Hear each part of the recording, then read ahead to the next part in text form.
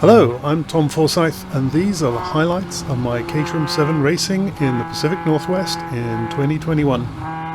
This is all the year's highlights in a single video, and this year they're in roughly chronological order.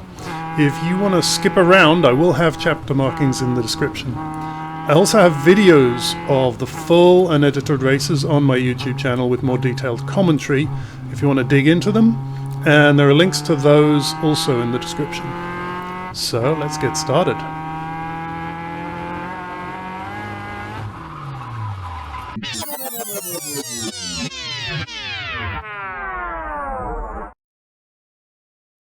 First race of the year in Portland, this race without the chicane, so we reach maximum drag limited speed along the main straight.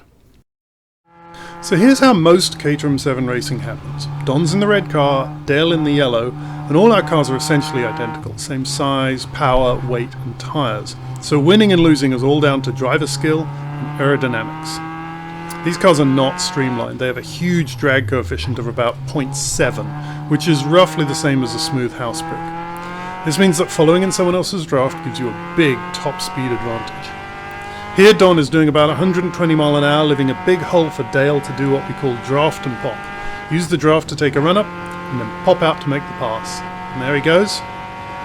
Simple physics, nothing Don can do. That's a very typical Caterham pass. We do it all the time.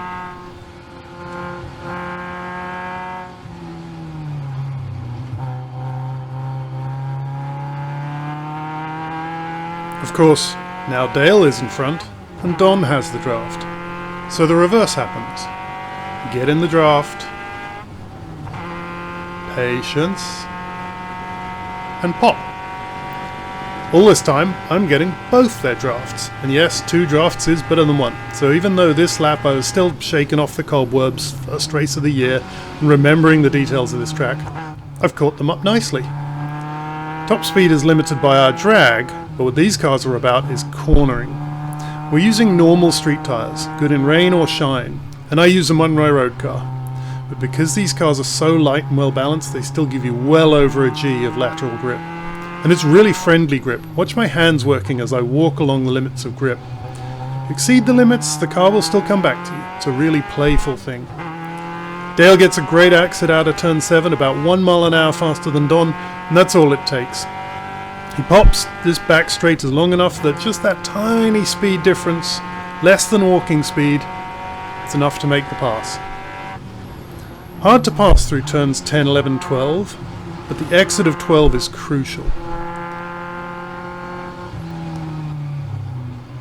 Here we go, and we all get it really good this lap.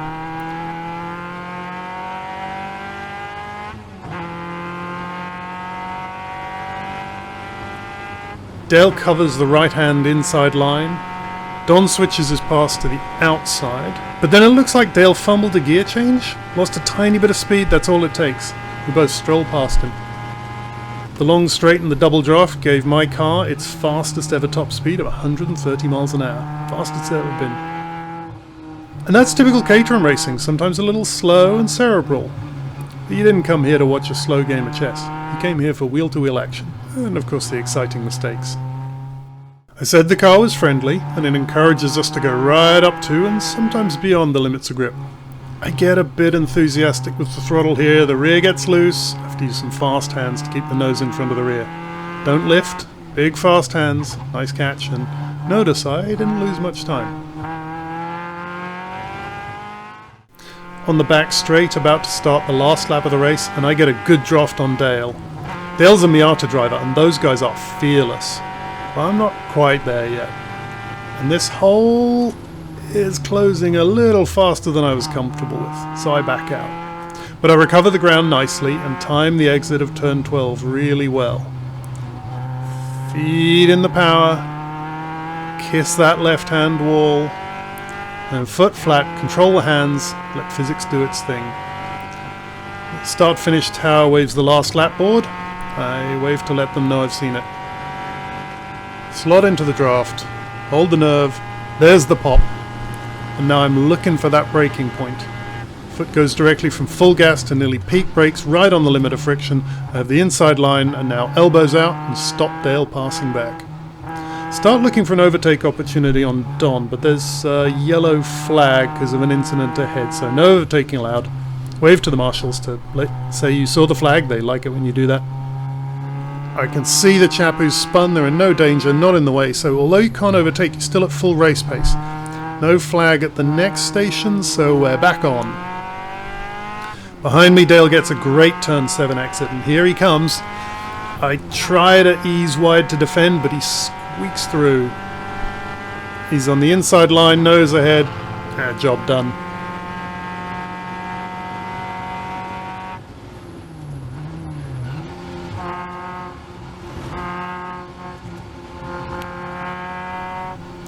We both get an excellent turn 12 entry and exit, and the draft isn't going to be enough to catch him before the checkered flag. So, a relatively uneventful first race, still plenty of typical Caterham draft and pop passing, but that's common in many races, and I won't show you a whole video of those. As the year goes on, we get more adventurous. Next day, same no chicane 30-minute sprint race. This is the first lap, an even start, but the bronze-coloured Porsche sports racer has a mechanical problem. The black Formula Ford gets a good inside pass on Don in turn 7, but it slows them both down, and I have a chance at Don.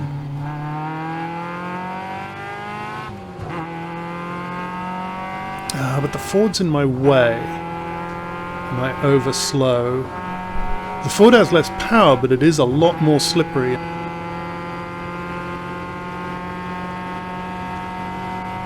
I can't quite make that pass stick. Side by side through turn 10 is a bit of a pucker moment, but we both keep it cool and safe. But I still don't have him, and he has the inside on turn 12. But I get a better line as we come out. They're small, but they still have a bit of draft. And pop! But I'm not allowed to finish the pass because flags are flying. Oh well. The broken Porsche is parked in a dangerous place, so we're behind the safety car for a few laps. Later, following me hard out of turn 12, Dale overcooks it. His rear steps out towards the big concrete wall. There it goes. He catches it, but he might need a change of underwear. It is so tempting to dive bomb the inside of turn 7 to get your nose ahead. Hey, it worked on the first lap, so the Formula Ford tries it again. Jink right, brake late, early apex. He's ahead, but now he's slow coming out of that turn. Don has a few mph more, and that's a long straight up ahead. So the pass actually happens here, but the crucial decision was way back there. Next lap, he tries it again. You might as well, right? You have to keep applying pressure, keep creating opportunities. This time he starts a little closer and Don's not quite as clean. And on exit, Don has to feather the throttle a touch.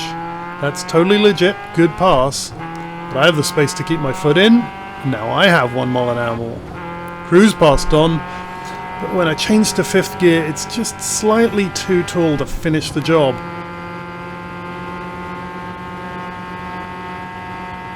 And then the Ford outbrakes me into turn 10.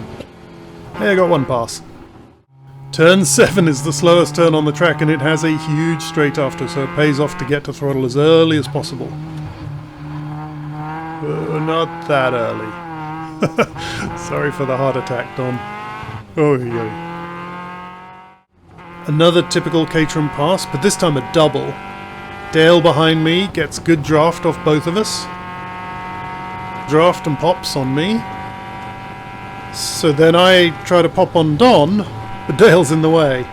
So I have to feather to avoid actually hitting Don. Don brakes a little early, and Dale gets past both of us. We come out of turn 7 about equal, but behind me Dale has the draft. We also have different gearbox ratios, and Dale's top gear is slightly shorter than mine, so he has a touch more torque. That combined with the draft, it's enough. We're about equal through 10 and 11. but he brakes a little late for 12. He can't quite hit apex, and so can't go to throttle as hard. So I get a good run up, get in the draft. Now wait to change to 5th gear.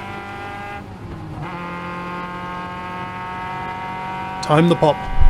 There we go. Now his shorter top gear is a problem. You can actually hear he's on the rev limiter. The car simply can't go any faster. Clean braking, good pass. Coming up to start the last lap of the race. We both get a good turn 12. Maybe I'm a fraction quicker. Slot into the draft. Keep it smooth.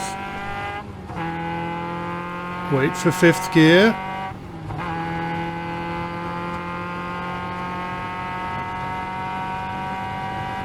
And pop. Nice. But the Formula Ford's in the way.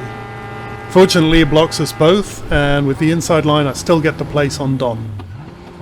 It's going to be hard taking the Ford in the last lap, so my priority is just fending off Don.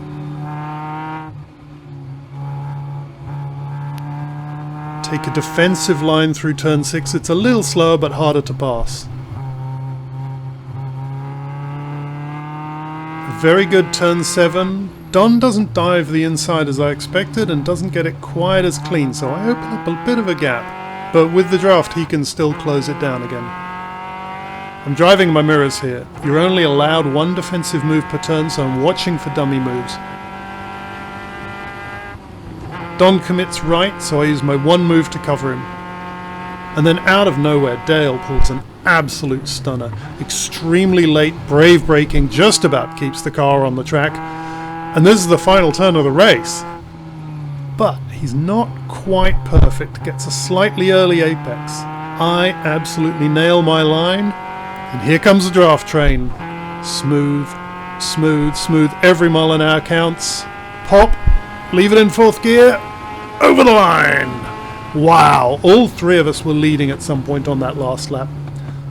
The photo finish showed I beat Dale by a foot. So to the 1 hour mini Enduro. Racing with a bunch of other cars like BMWs and Miatas. For this race I'm using the super sticky Hoosier slicks. I missed qualifying, so I'm starting from the back, but that's okay. I've never used these tyres before, so still a bit tentative about what they can do. Number 28 in front is a factory 5818. Mechanically, it's the front half of a Subaru WRX, but flipped and driving backwards. It's a neat car. The radical is so low the BMW didn't see it in their mirrors, basically runs it off the track. That's one of the perils of racing against sedans. Even on my normal tyres, I'm quicker than all these folks. With the extra grip from the slick tyres, I can take some outrageous lines and get to throttle very early. Have a little less power than this BMW, but almost half the weight, so huge acceleration, and it's an easy pass.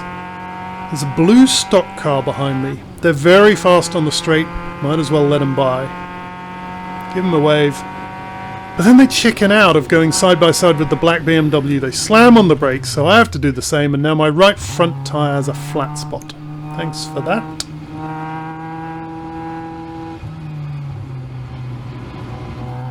These stock cars absolutely suck at turning, but are very fast on the straights, and I get a good tow past the E30.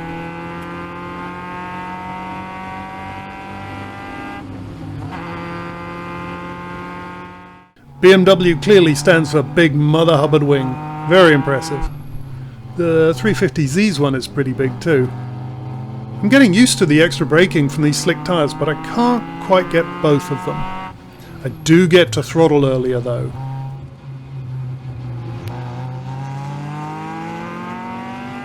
But as the speed rises, so does the drag, and the 350Z is more slippery, and it has a lot of horsepower.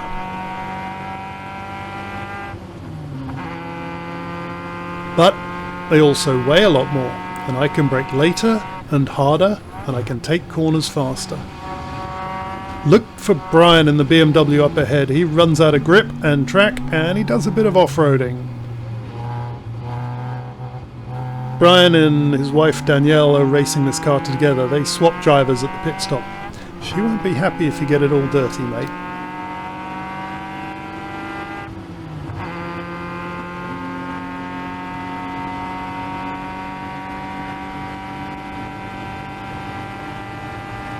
Under braking you tend to catch the flat spot again, the wheel locks, smokes and makes the flat spot worse.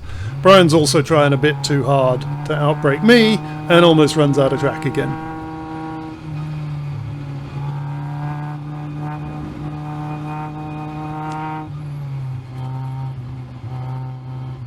I'm not quite close enough to dive up the inside of turn 7, but the 350Z misses apex anyway and gives me a nice opening. Also this lap I get smoother gear shifts, so I can pull ahead a little further, and I've got clear air so I can move across to prevent them taking me back. It's a legit move, if maybe a little pushy.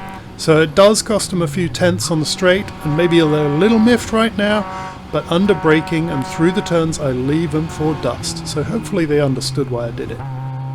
And that red and white car up ahead is Don, so let's go, go, go!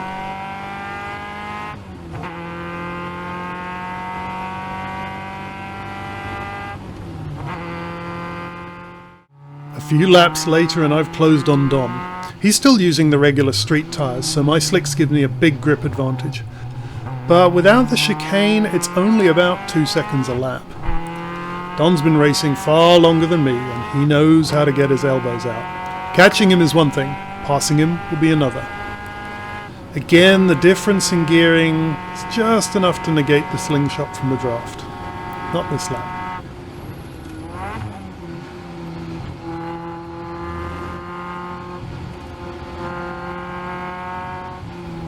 I do not get a clean turn 12, I fail to use the advantage of the stickier tyres, so now I have to do it the usual way.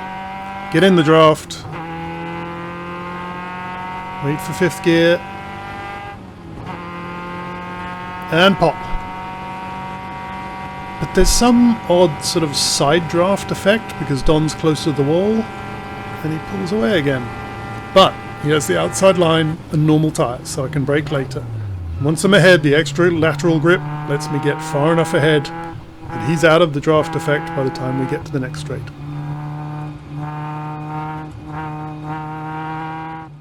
This looks like it's a great run on this E46 BMW, but they're slippery and they have a much better top speed. So despite the draft, it slowly walks away again. I get too greedy with the late braking. The right front catches that flat spot, it locks, smokes, and makes the flat spot even bigger. Still on this E46. This time I get the exit at 12. Just right. Go. Out. Lovely run. Check in the rear view, you can just see it there.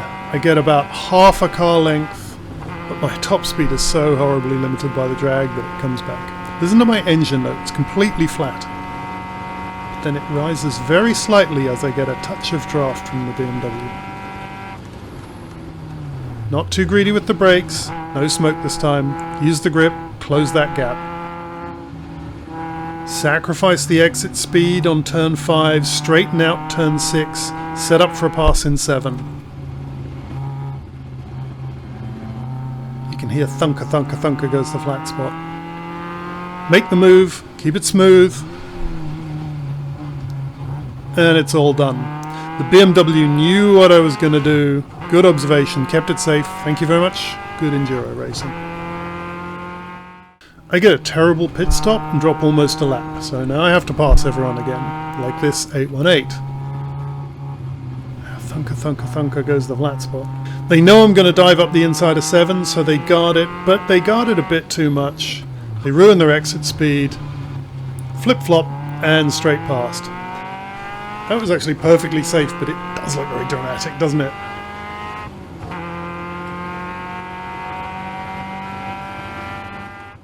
I'm getting a strong sense of deja vu here. We must stop meeting like this. I get the early pass, but if we drag race a 350 we'll come back and we'll be side by side when we get to turn 10. I'll have the inside line so I can win that battle, but going too wide into turn 10 has risks, and this is an hour-long race, not a sprint.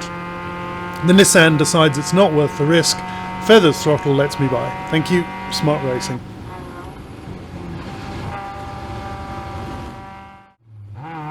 That same blue stock car ahead is lapping us all.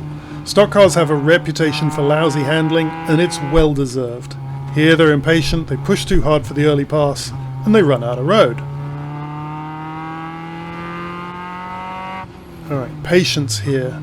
Choose your line, set up for the pass on the straight, and pull me with you. Wait, no, decide first, then go. There we go, easy pass.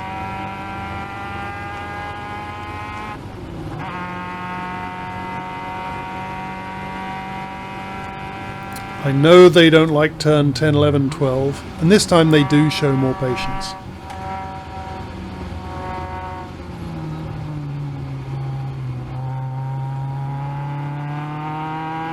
And now go.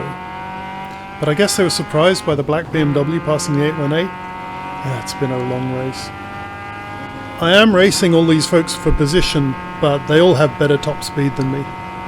This is now Danielle in number 91, having swapped with Brian at the pit stop. I've had some excellent close races with her in previous Enduros, but that was using my regular tyres. With these new sticky slicks, it's not a fair race anymore.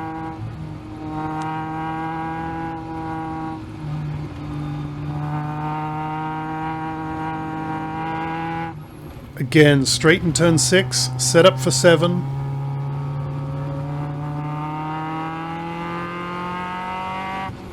And just brutally lean on the extra grip to make both passes.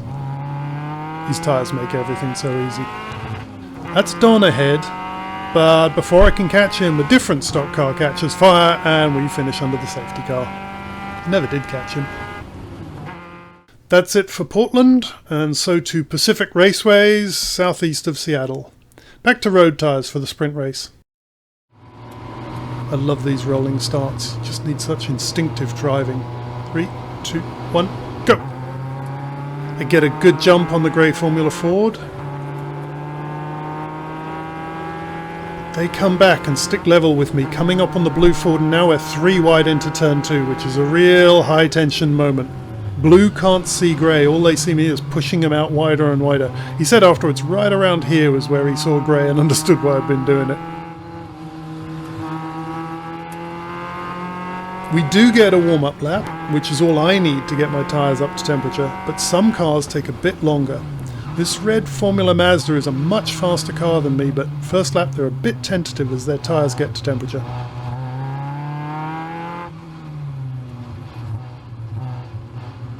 So there we go, we've got 3 7s in a row, myself, Don and Dale. This is shaping up to be a fun, close race.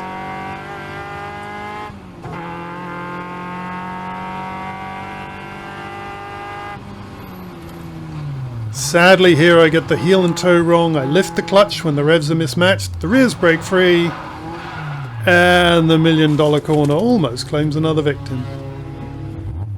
No damage, but I am so far back I'll never catch back up to the pack. So I just drive around a while. That's the race. Ah well. Second sprint race the next day, things go better.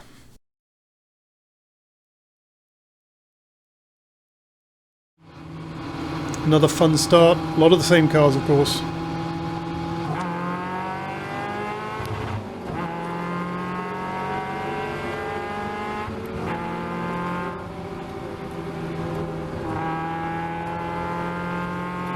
Look for that gap, it's not quite big enough. 3 wide again through 2. Keep it clean. He goes right, so slot in here. Don't go mad on the brakes, sometimes people spin here first lap and you need to be able to stop or dodge in time.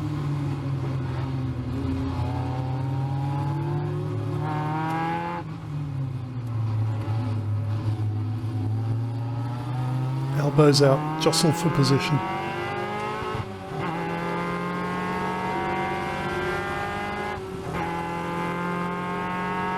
This next 5A, 5B, 6 section, it's really hard to pass, hard to make a move. You want to set it up through turn 6, Set up in 6 for a good turn 7 or 8 pass. Here I'm mainly trying to keep the grey Formula Ford from passing me.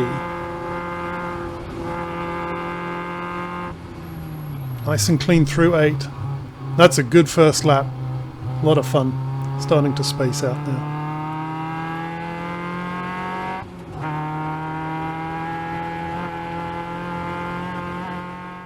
I'm slightly overdriving the car, trying to chase the grip a little too much, hands just working a bit hard. Okay, that's definitely overdriving it now. Calm down a bit. Still chasing that grip way too much. I mean, well caught, but it's not particularly quick. Just gotta relax a bit. So I've caught Don, can't really pass through 5AB6, so set it up for a good run up the hill. Shed as little speed as you dare, smooth over the bump, find that turning point. Open up 6. I get a fraction more pace out of turn 6, up the hill, through 7, still closing. I get my nose inside in 8, Don sees me, good observation. Gives me room.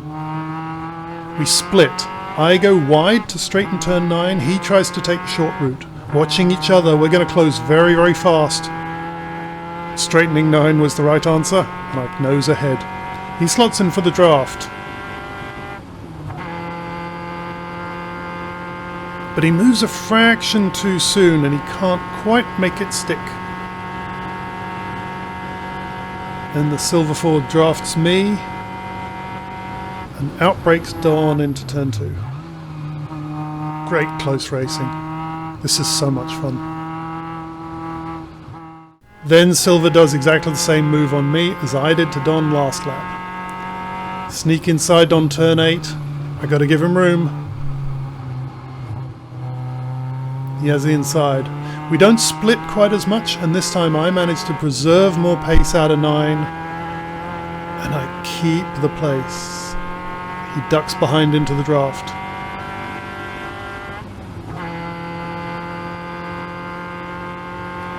He thinks about a pop, but he bides his time. Don closes up using the double draft. Then into turn 2, Silver has the inside line, and he is really good on those brakes. Good pass, great racing. Great driving by Silver here. Trails me through 3A. Dives the inside of 3B. I see him, have to give him room, and he gets the position. But he had to compromise his exit speed, and out of 3B I have a power to weight advantage. And that's enough to take it back.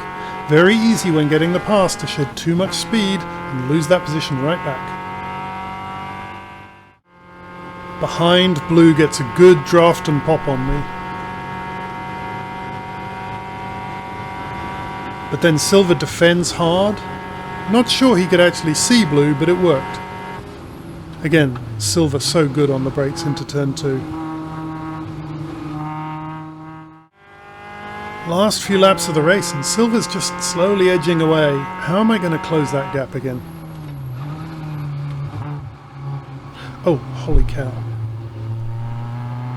Well, never seen that before in a race. Driver's fine, so's the car actually, just a few scrapes. The wheel went off into the woods, they eventually found it. Last lap, still dicing with Blue and Don. The white and purple car is the race leader, lapping us all. Don a little too aggressive through 3A. Loses speed on exit. As I come out of 3B in the shadows, there's a roadblock. Dodge that. Someone ran out of fuel.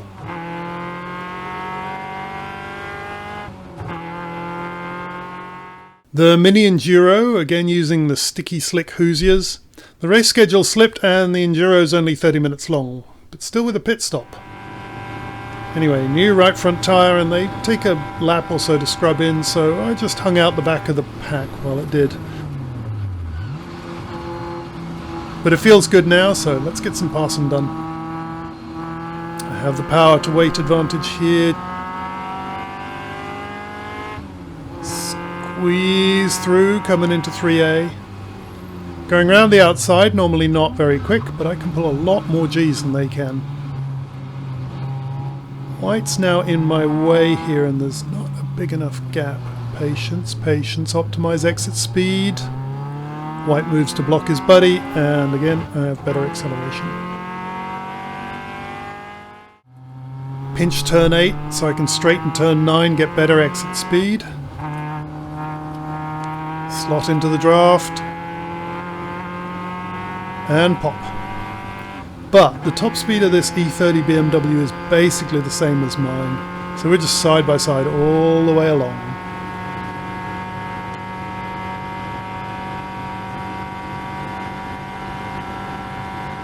This lap I don't get very good braking, so we're still neck and neck through turn 2. But as we exit the turn, more grip means I can get to throttle earlier. Better speed through turn 7. And I'm getting better at relying on the brakes into turn 8. Nice and smooth. Clean pass. Not sure if this is Brian or Danielle driving the first stint in number 91, but they get some great braking into 3A. Unfortunately they get held up by the black Beamer. I duck inside 3B, but I don't think black saw me, so I just have to feather here. It's an Enduro, patience, safe. But then a good bit of power to weight ratio gets the job done.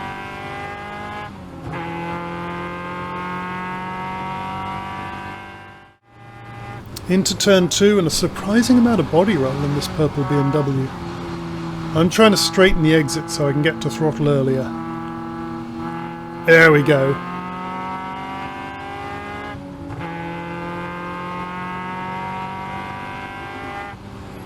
I want to keep it wide, need to give them room, but I can still nudge them right to open up 3B for me. Just like that. Perfect. Another pass done. This is a super awkward situation. I am faster than Jeff McCaffrey in the green and black E30, but we're in different classes. We're not racing for points. He is racing this black E46 for points though. I'm trying not to disrupt that race. But here, we both know he's got better top speed. So now I'm in the middle and Jeff's thinking, damn it Tom, you're gonna be in my way soon. So the solution is give him a wave, keep out of his way, let him race the E46. But we both understand that, yeah, I'm going to come back at him.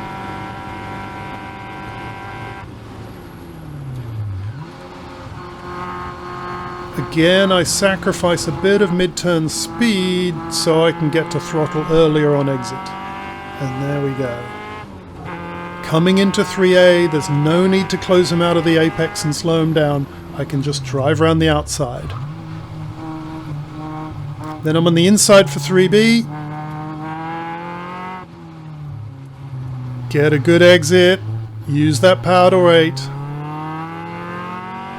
Passed them both. Didn't screw up their race. Very polite, multi-class racing. All these mini Enduros have a mandatory 60-second pit stop in the middle. In front you can see that black E46 I just passed. They came in after me, but I should be able to leave before them. Hey man, what are you doing? Oh no, someone's coming in right ahead of me. I need to leave any second now.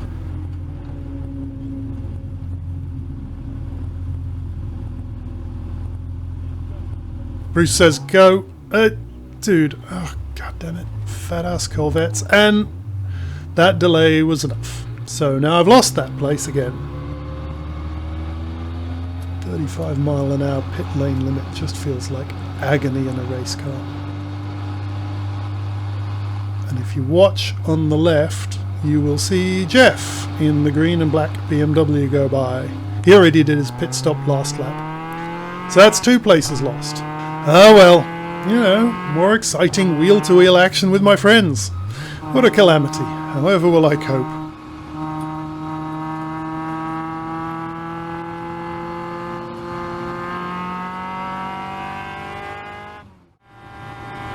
Bro, you miss Apex so much you sleep with a picture of it under your pillow.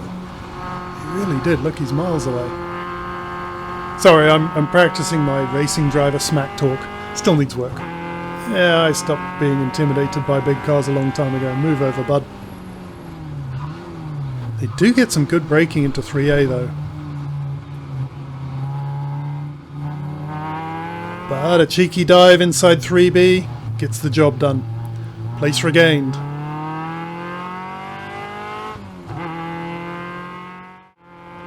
I get a nice turn 9 exit, set up on Jeff, slot into the draft.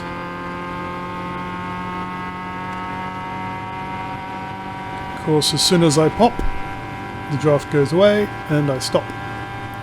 Someone's coming to lap us both, but they'll have to wait. Even braking. Feel that grip. The inside line is shorter, but on my line I can get to throttle earlier, so it evens out. Power now, job done. A rather fun, but short enduro. This is a track day at my favourite venue a few hours southwest of Seattle called The Ridge. First time with the slicks here, and they give a massive advantage at this track. Start of a session you typically have a lap to warm your tyres, but this Ferrari behind me wants to show me who's boss. 710 horsepower and $350,000. That's over 3 times the horsepower and 10 times the price of my car. I hope they know how to drive that thing.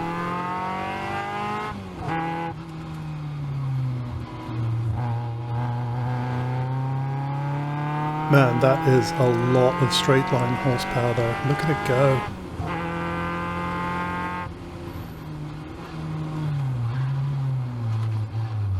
Tyres feel great, nice and warm. And this 7 does love a good wrestle. Just shove it round. Now power. I get to about 122 mile an hour before the drag's too much. Whereas the Ferrari probably hits, I don't know, 160? But that means they need to brake into turn 1. As I just lift slightly, back in, brake, turn, use the compression in the dip, 1.6G lateral. This blind crest 3, 4, 5 sequence flows so well when you get it just right.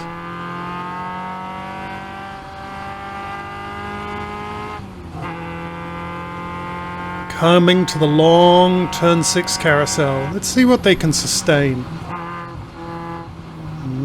Creeping up on them. Chicken through turn 7. Should be able to take that flat. Turn 8A and 8B need experience. But they go flat throttle up the hill. They clearly have a big power advantage.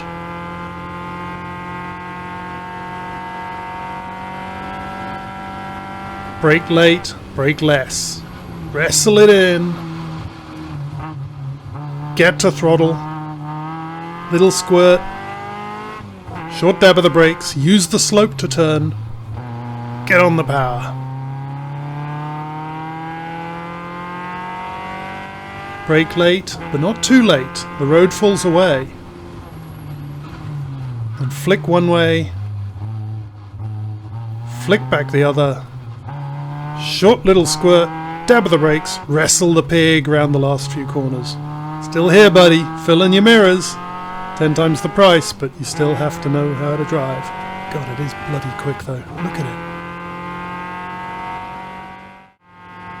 Alright, let's pick on someone more my size. Porsche Cayman GT4 Club Sport. I do love this turn 2, 3, 4, 5 sequence. 1.68G lateral peak. Mind-bending. This isn't the GT4 road car, this is the actual race car. These folks are here practicing for a GT Cup race. It has 420 horsepower, which is basically twice what I have. On the other hand, the car weighs twice what mine does. So we basically have identical horsepower per ton. They do have a really nice aero package. On the other hand, I know this track better. I talked to them in the paddock. They clearly studied the track map and videos, but it's a different thing actually driving it for real. It's their first time. They should be slipperier here, but they're also making a nice hole in the air for me, so I'm keeping up surprisingly well. I expected to close here, but they have huge grip and great traction out of the turn. I don't remember if they have ABS or traction control on these beasts. I have neither. So evenly matched. I'm so happy to be keeping up with these guys. They're you know, good racers, a great car. And this is just my little Lotus 7.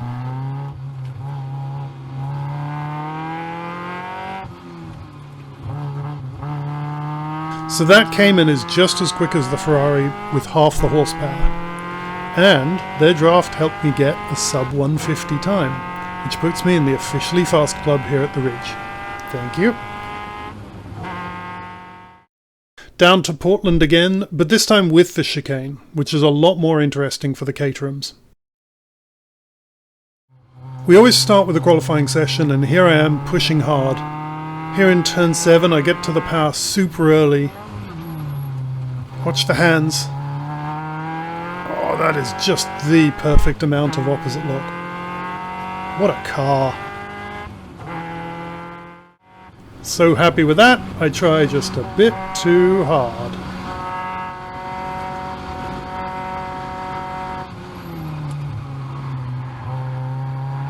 Whoa, nice catch. But I am rather relieved not to have stuffed the car into the wall. Maybe dial it back a bit. That was still a very fast lap though. To the race!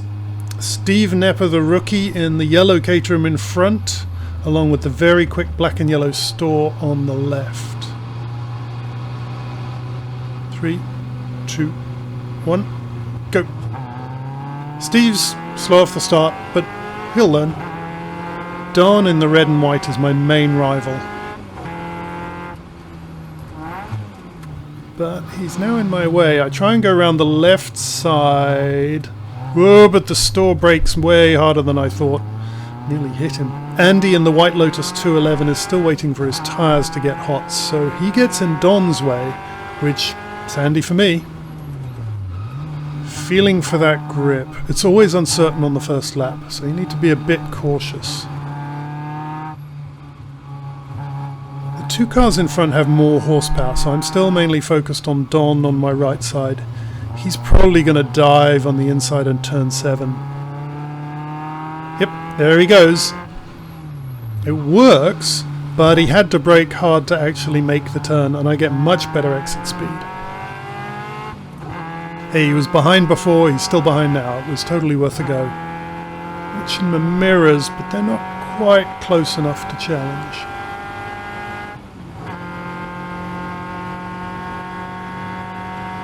Time for some bravery into turn 10. Maybe a bit much for the first lap. And I'm even braver through turn 12. Really working those hands, milking the cow. I got away with that. But it is fast and gives me a bit of a gap.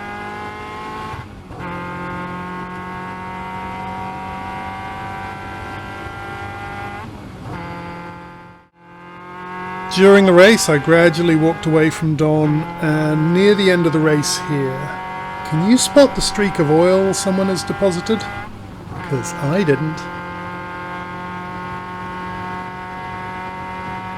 I am just about to discover it the exciting way. Whee! That is very worrying at about 100 miles an hour. I thought my brakes had failed, but then I see the red and yellow surface flag on the left. And now I see the oil. They never brought out a pace car, but half the field retired anyway, and I don't blame them. It's no fun racing when you can't rely on the grip. To the second sprint race.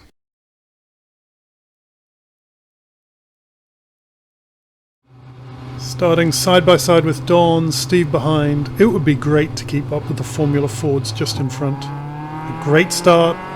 Andy in the White Lotus is a bit slow.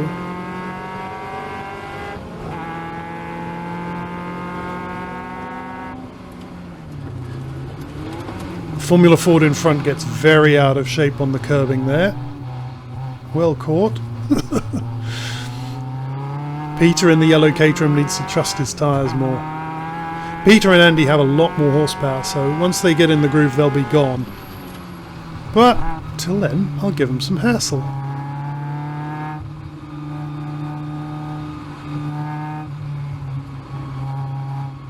Come on lads, pull your fingers out. Andy behind me in the Lotus has more grip than me, so I was expecting a dive into turn 7. He has a look, but he holds off.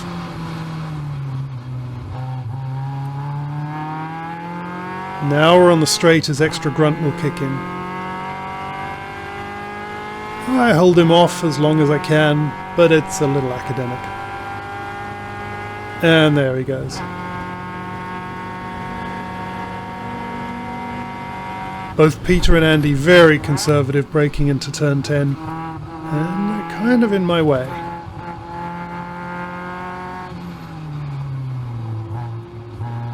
On to the main straight. Now their horsepower means my fun's over. They're going to stroll off into the horizon and battle each other for a bit. Some back and forth with Don, and now we both get a pretty nice turn 12 exit. But choo-choo, here comes the draft train. He defends by moving right, but I can move even further. Keep it cool with the braking, the angle's tight, so the gear change timing's a bit odd, but made it through cleanly. And then I left my clutch foot a fraction early on the gear change, can't find third gear, and Don nearly smacks into the back of me. Sorry about that.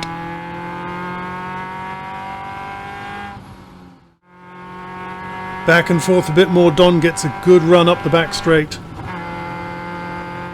In my heel and toe I'm too heavy on the throttle and the engine smacks into the rev limiter. It's not actually that bad for the engine, but I should stop doing it.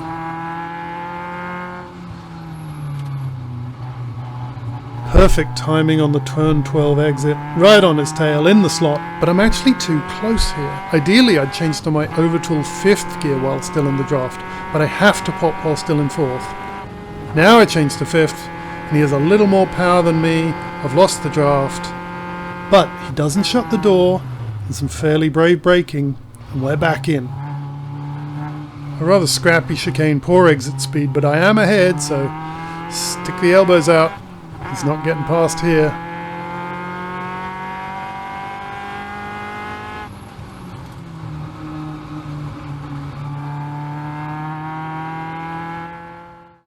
I managed to pull away a little, but by now you know how fragile a small lead can be in Caterhams. Pushing just a bit hard in turn 12. That's a lot of oppo with a concrete wall in front of you. But I got away with it again, and it's still quick. Start-finish tower shows the last lap board.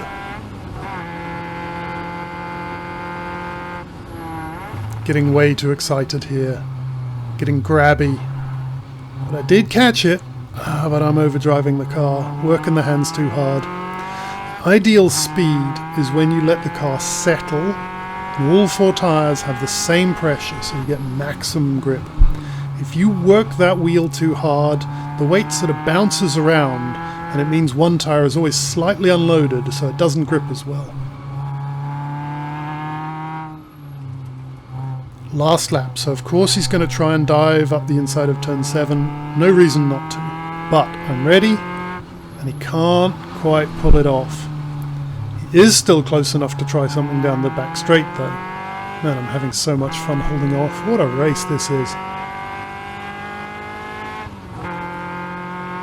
I stop him coming up the left, but he moves back, and I can't reply. I've already made my one defensive move. So past he goes. But I know I'm better through 10, 11, 12, so keep it precise. Choose your moment.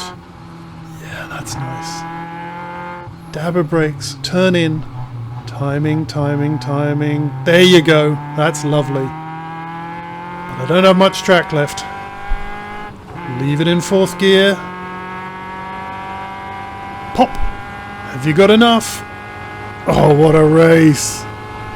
Don just held me off by 5 thousandths of a second, about 10 inches. You can hear me laughing.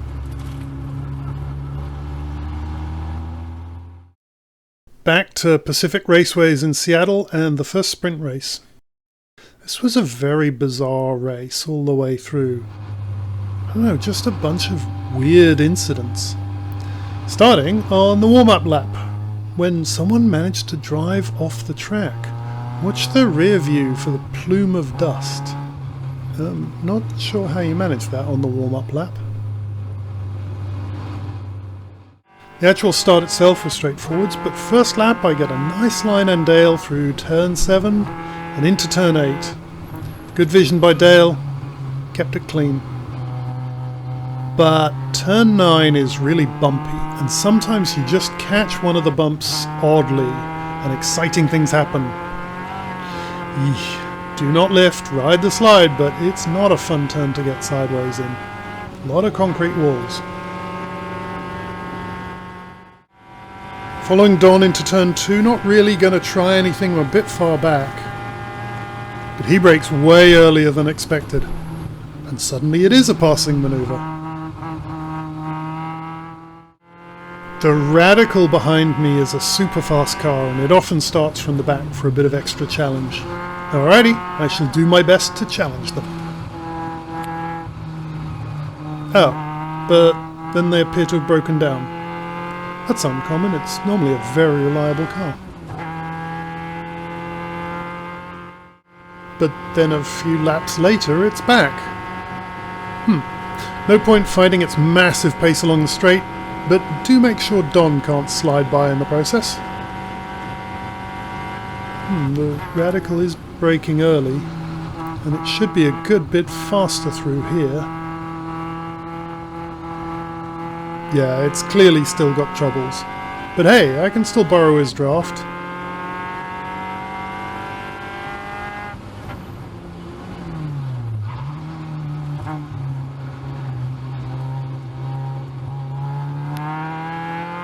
Slow turning. And then quick pace. Whatever, some weird trouble. And now Larry Bangett's Formula Ford gets engine trouble. You can actually hear it.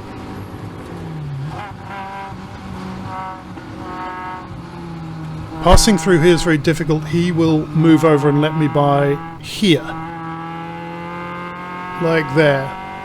But suddenly there's a yellow flag, and you're not allowed to pass under yellow, so technically I have to give him the place back. So I wave him by, but he's already gone. He's going into the pits. So I can't give him the pace back. What do I do now? I guess I get on with the race. I kept expecting a black flag, but I never got one. I guess the marshals saw I tried to do the right thing. Don recovers from the confusion quicker. Slots in. Takes the place. Lots of faster people lapping us here. But then Don screws up his line into turn 2, and I take the place back. Like I say, it's a very weird race. Lots of odd things happening.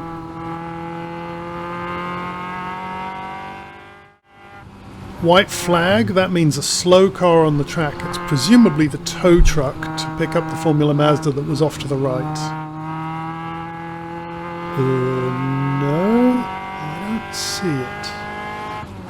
Oh no, it's this red car here driving slowly in the middle of the track. Could you not do that, please? Okay, finally some proper racing. Well, kinda. I screw up the heel and toe into turn 3A. David Bethlemy slides by pretty easily, but then oddly hesitant into 3B and lets me take her back.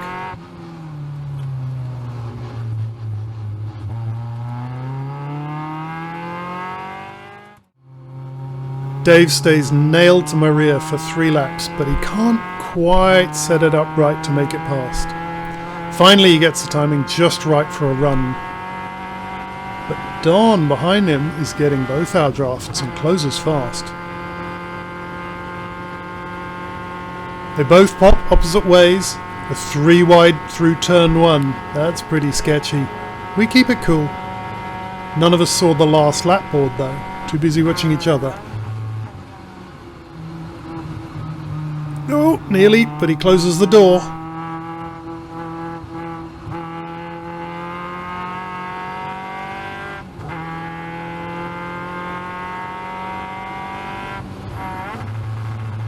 Oh, my poor engine, stop doing that. Don pinches the turn to defend, so I open it up for a better exit speed. Neither of us are great though. And the draft isn't quite enough. I won't make the pass before turn 5A arrives. So focus on smooth through 5B. Optimize for that turn 6 exit, setting up for a fast up the hill, maybe a pass in turn 7 or 8. Yes, there we go. Get the nose inside, outbrake him, good plan. None of us realizes this is the very last lap because we missed the board. Alright, let's see if I can Gandalf this. You shall not pass! Tries one way. Tries the other, but the kink's coming up. Gotta cut back in, but they're both getting excellent draft. Here they come. What a finish! 3 wide over the line. That's some proper wheel-to-wheel racing. This is what we came here for.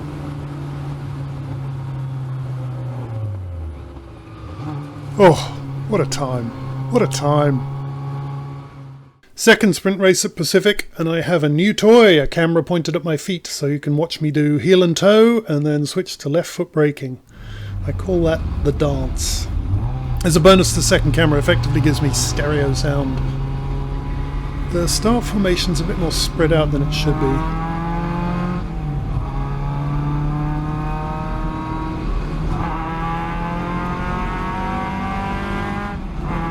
Still get a great start.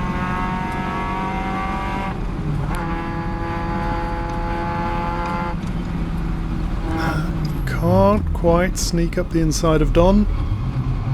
Watch me balancing the car with a light touch of left foot brake now and then.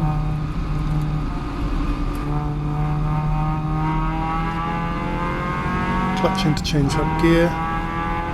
Then heel and toe, so the right foot brakes with the toe, blips the throttle with the heel to change down a gear while braking, then I dance back to the left foot braking to quell the understeer in these slow turns. That's the dance.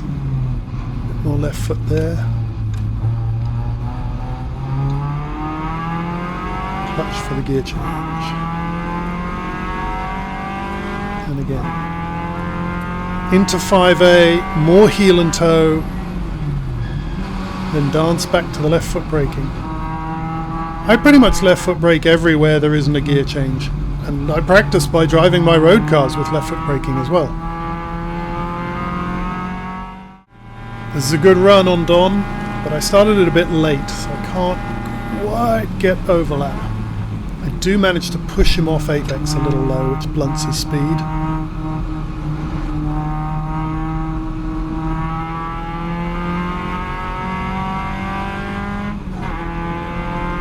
My braking into turn 3A isn't that great, and Dave in the Formula Ford closes up on my right. Then Don gets too greedy with the throttle, the rear steps out, he has to catch it, but he loses exit speed. Drag race to 5A, and that's the leader lapping us. They'll have to wait until we resolve this.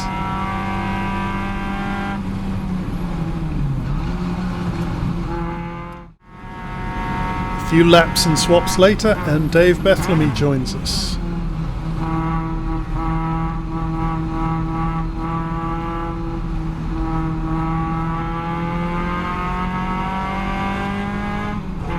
I am still not getting this braking into 3A right. Dave gets it spot on. Beautiful move.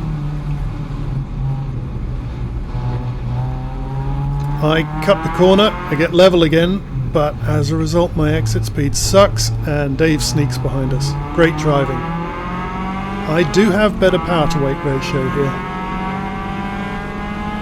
I give it a go, but I'm not going to get it done before 5A, so just back off.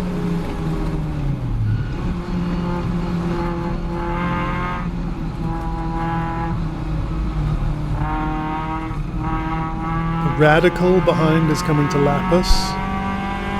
There's a certain skill in choosing where to wave him past. So I let him have the inside line here. Give him a wave. Dave gives him a wave. Slot him behind, use that draft.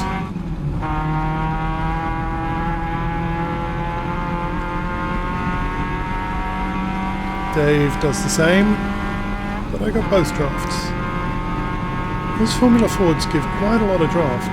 This is going to work out just perfectly. Pop, and there we go.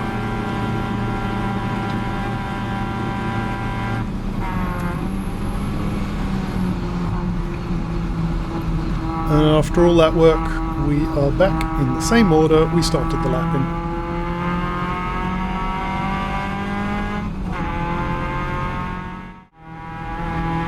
Don gets a good run up.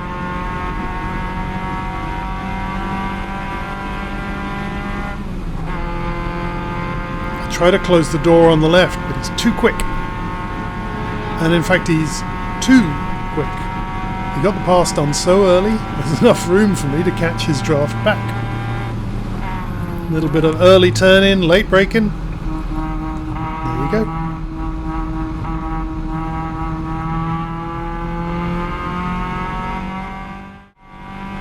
Doing the dance in 3A again. Yeah, that was pretty good. Using that left foot. Okay, that's a bit too much left feet. And the rears slide. Have to catch it. That's okay.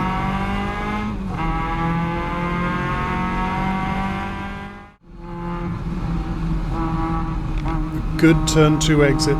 Sets me up nicely for 3A. Then I'm not smooth enough with the heel and toe, so I lift the clutch when the revs are mismatched, the rears lose traction and slide, and I have to catch it.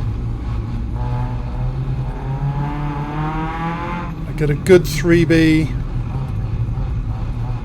slot right back in. Not quite enough, not going to make the pass through here, nor through 5AB. You don't want to be too close. Just try and set it up so the exit of 6 is as fast as possible. Turn it in. Pick your moment. There you go. Very good. But Don got a good one as well. Through 7. Don guards the inside. I don't have enough pace to go around the outside, so just set it up for a good turn 9. Don is just matching me turn for turn.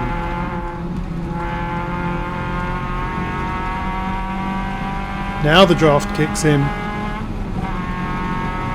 We're both so busy watching each other we don't see the last lap board.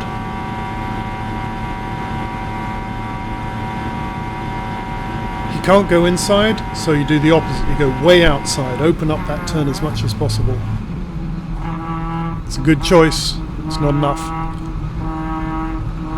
Yellow Caterham you can see ahead is Hal. He's had rather a lonely race all by himself. Meanwhile, Don and I have been fighting for tenths the whole time. I finally get a really nice turn 3A heel and toe here. Behind are Dave in the blue Formula Ford and Dale in the other yellow Caterham who was stuck in traffic but's caught us up. Really good 3B. Gives me a bit of a gap along the back straight. So I don't have to defend, focus on smooth through 5AB and 6.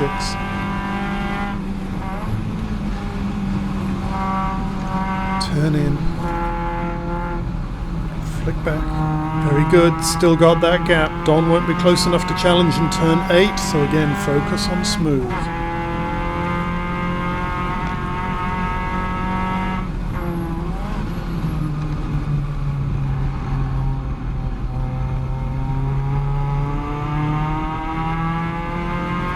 Last turn of the race. Surely that's a large enough gap to be safe even with the draft.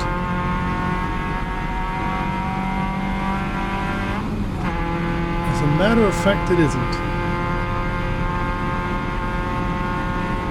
And don't call me Shirley. Oh, yet another amazing last lap and a great race with these two.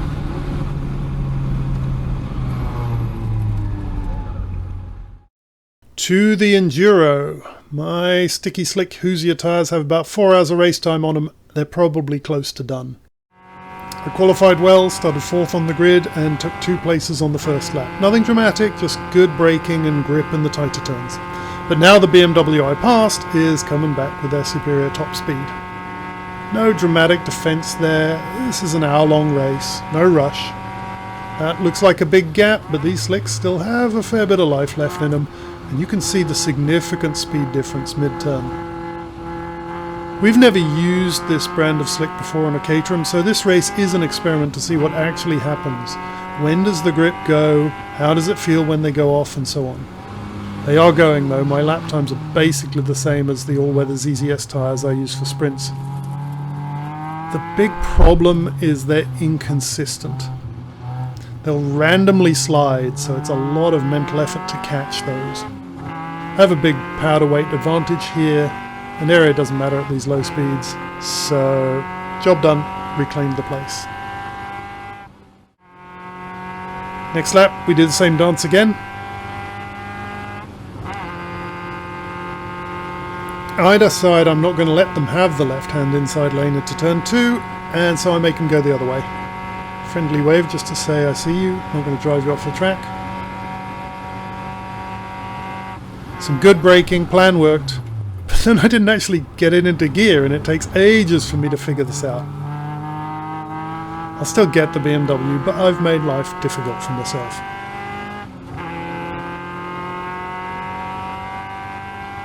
Good braking, open up the turn, get the exit speed.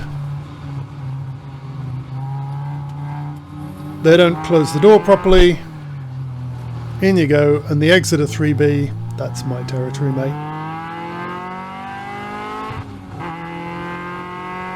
Good.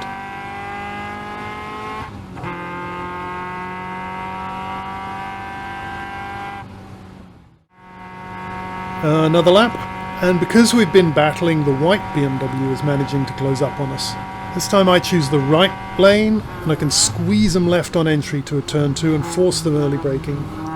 It's partially successful. You can see me working hard to compensate for the inconsistent grip. Bit of a cheeky squeeze there, but I stopped getting intimidated by bigger cars a long time ago. Coming through, big boy.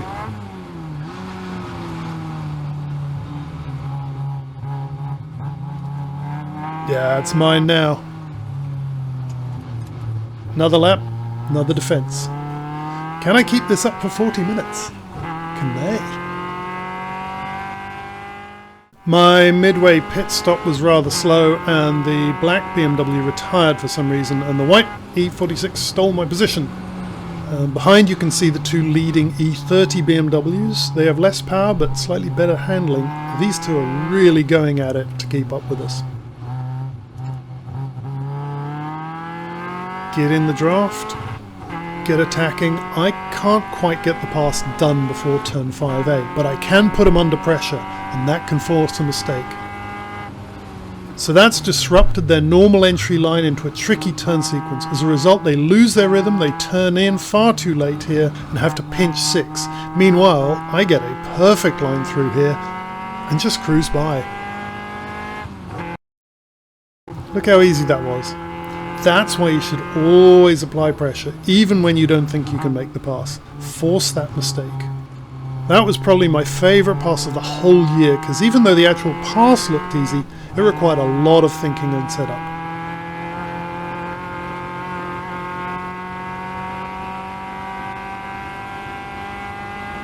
Now, they're of course going to come back, but they commit too hard to the left side, and I managed to stop them. And they can't move back again. This is a maximum hindrance.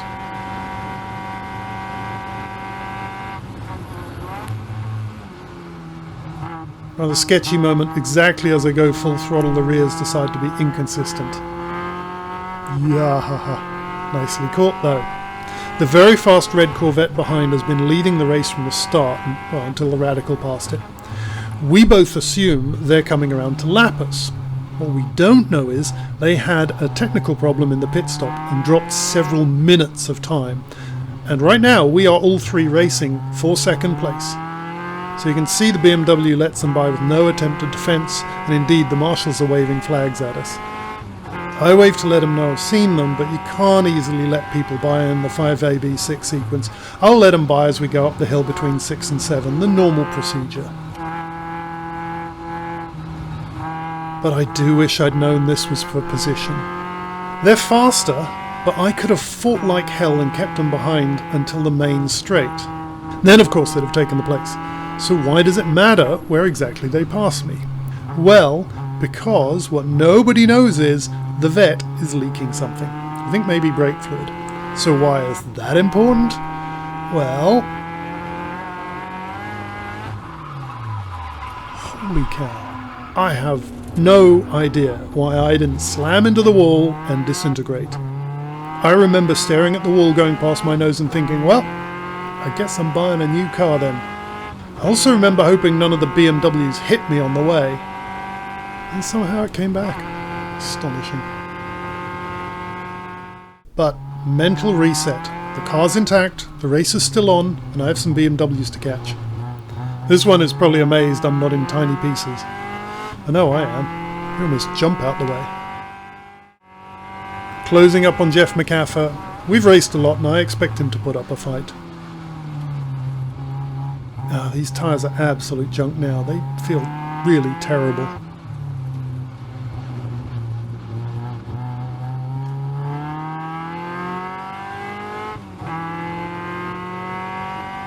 But you don't need grip to win a drag race.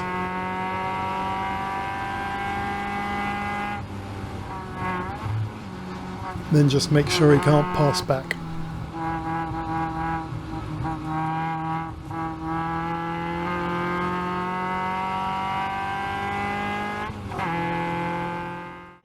Last lap of the Enduro. Tyres are dead and buried, fuse is blown, so my telemetry and good sound have gone, and I am absolutely exhausted. There's still one more E30 to repass. Patchy grip, so I can't brake as hard as I'd like. They're still alongside, but now I have the inside line. There we go, job done. This is just a rookie, we're both lapping up ahead. A good recovery from a shocking event, and I have never been happier to see the checkered flag. I need a nap. So after many tall paddock tales about the impossible spin, we head to Portland again. As usual, Don and I end up battling hard. Here Don makes the pass and then uses all the curbing. Didn't he technically leave the track there?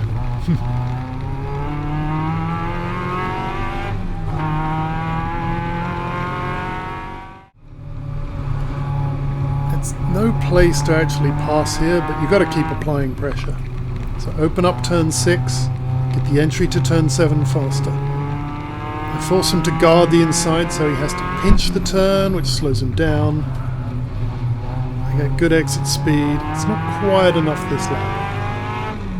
Close racing though. Lost by the leader. It's a bit of a gap. Let's see what happens. Oh, he's braked quite early. That was actually easier than I expected. Always worth being there when opportunity strikes.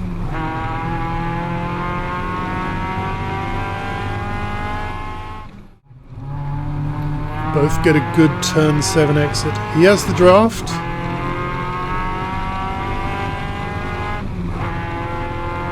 It's just taken him too long to close the gap. If he pops out now, he'll go backwards. So he just stays in the slot. I get one of my best turn 10 and 11 sequences ever and create quite a gap. Then a touch too much trail brake in 12. Caught it, but that loses me a vital mile an hour on exit.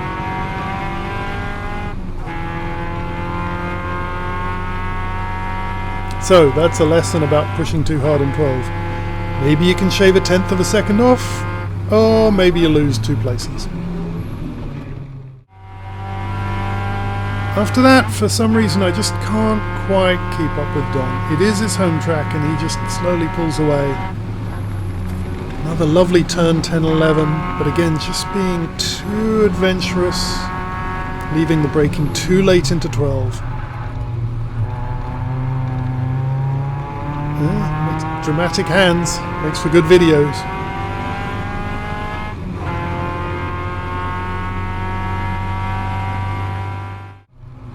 I did at least stop Don getting any further ahead, but that's a good lead he has.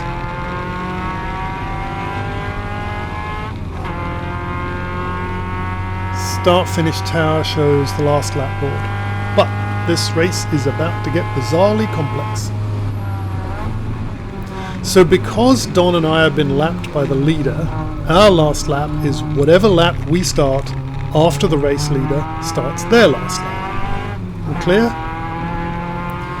But this slow orange and black car up ahead, that is the race leader on their last lap. Not sure if they're out of fuel or of mechanical problems, but they're stopping. So the second place car, which I think is the Radical, is still behind us. They have not yet lapped us. So right about now is when that second place car crosses start-finish line and starts their last lap. And right about now is when that second place car passes the stopped leader car and becomes the new leader. And that new leader is on their last lap.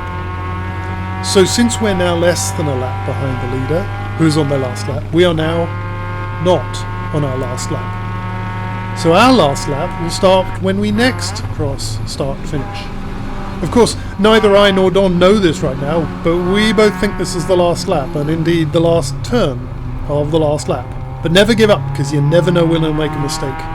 Which indeed he does. It's an exciting drag race to the line. But I look forward, and where's the checkered flag? Why are they showing last lap again?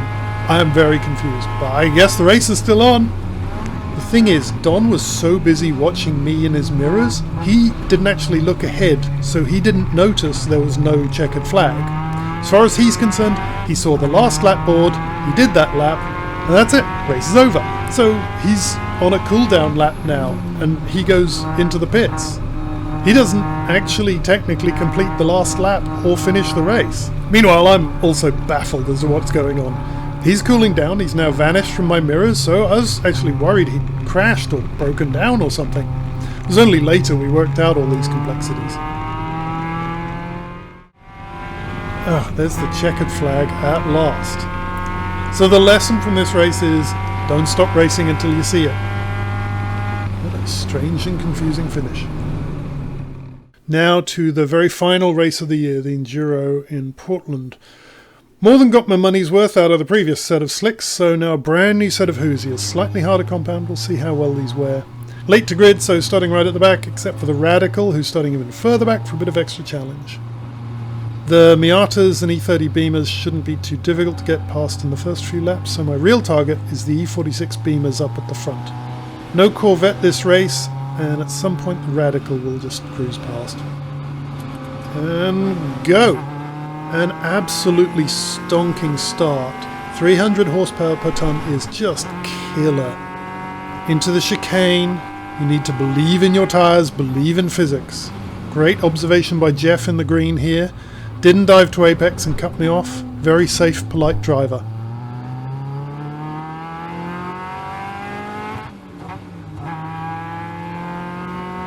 Outbrake him slightly, but I still need to give him room. Okay, now I'm clear, I can shut the door onto the optimal racing line. I like to open up turn 6. It's off camber, and even with slicks you have to be careful with the throttle. Now I can go. Short spurt, hard brakes into turn 7. I have the acceleration on exit here. There's a concrete wall. I'm not sure he saw me. Even with the draft, I can't match the top speed because of my terrible drag, but I'll close up in turns 10, 11, 12.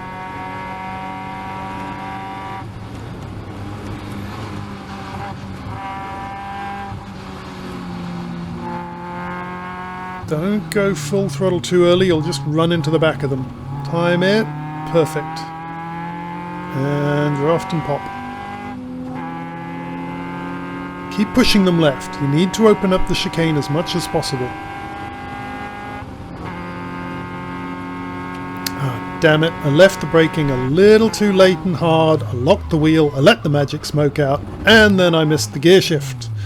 I've just got too much red mist. I'm too excited.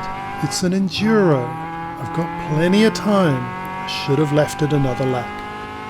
And give her a little wave to apologise for the drama.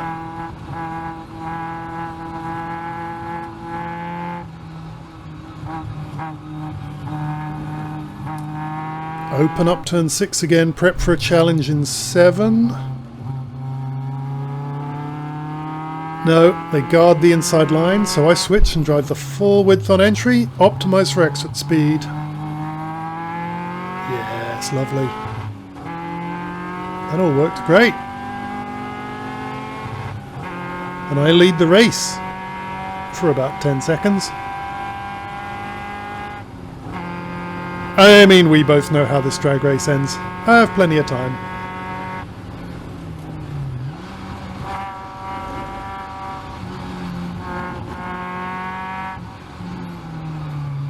Timing on the throttle again. Nice. Might not be worth actually popping here, but remember the rule. Always put people under pressure. Yeah, see, I popped and went backwards. But I'm still filling the mirrors, applying pressure. Keep it neat, don't flat spot again. Close right up with them again, but it's hard to pass until turn 7. Except I think they get a slow gear shift. Well, this could work. When opportunity calls, you have to be there and ready. I'm having to pinch the turns. I don't have as far to go, but I can't go as fast either. But now the roles are changed, I can force them to pinch. Watch the mirrors. Clear space, close the door. Smooth in 7, get the elbows out. Race leader. Never been the leader before. And that is 2021. A really great year.